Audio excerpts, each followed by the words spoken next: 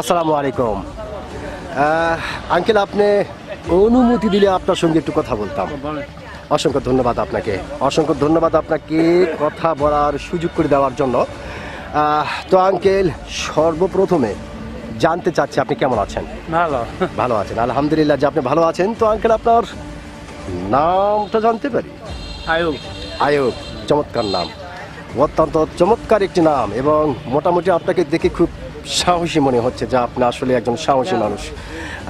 তো যেহেতু আপনি মোটামুটি একজন সাহসী মানুষ, সেক্ষেত্রে একটি বিষয় আপনার কাছ থেকে জানতে চাচ্ছি যে এই যে আমাদের বাংলাদেশে একটি নির্বাচনের ঘণ্টা বাজতেছে, তো এই নির্বাচনকে ঘিরে বিভিন্ন মানুষ বিভিন্ন ধরনের কথা বলতেছে।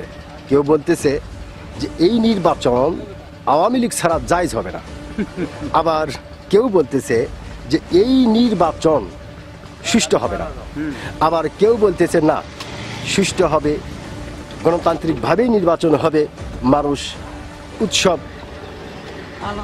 আনন্দ পেয়ে ভোট দিতে যাবে। তা আসলে আপনি একজন সাহসী মানুষ হিসেবে কোনটা মনে করেন? যেটা হবে সেটাই ভালো। আচ্ছা, যেটা হবে সেটাই ভালো। হ্যাঁ আর অতিরিক্ত করা যাবে না, এটা একটু জোরপূর্বক করা তো আমরা কিছু করে পারবো। হ্যাঁ হ্যাঁ অবশ্যই যাবে, হ্যাঁ হ্যাঁ হ্যাঁ তাই কি না?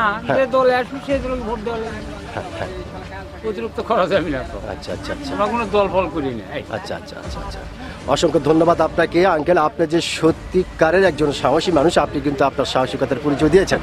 হ্যাঁ, আপনি বলেছেন যে অত কিছু দেখে শুনে তো আমাদের লাভ নাই, আমরা হচ্ছে সাধারণ মানুষ, সামনে যাকে পাবো তাকেই ভোট দিব, এবং নির্বাচন সুষ্ঠু হবে বলে আপনি মনে করতেছেন? হ্যাঁ, মনে করতেছেন। অসংখ্য ধন্যবাদ আপনাকে, অসংখ্য ধন্যবাদ।